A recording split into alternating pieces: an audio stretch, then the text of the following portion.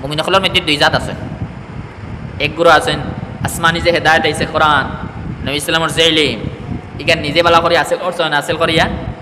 এতেই মানুষের যেটা জরুরি মাসলা মাসাইল আছে মানুষ এই দুনিয়াত কিলা চলতা আল্লাহ তাআলার হুকুম আহকামের উপরে আমল করে এইসব মাসলা মাসাইল এরা সুন্দর করি নিজে কোরআন হাদিস হাসিল করছেন পান করছেন করিয়া মানুষের যেটা জরুরিয়াত মাসলা মাসাইলের দরকার আছে সব এতেই বার করছেন বার করিয়া দিয়েছেন মানুষের এরাও তো বাড়িয়া মানুষ। আর কিছু মানুষজন পানি আটকাই রাখছেন এই কোরআন হাদিসের যে ইলম তারা মধ্যে আছেন মানুষের জানাইছেন যদিও নিজে মাসলা এটা কিছু বার করছেন নিজে আমল করছেন মানুষের জানাইছেন যে পরিমাণ করেন থোড়াও বালা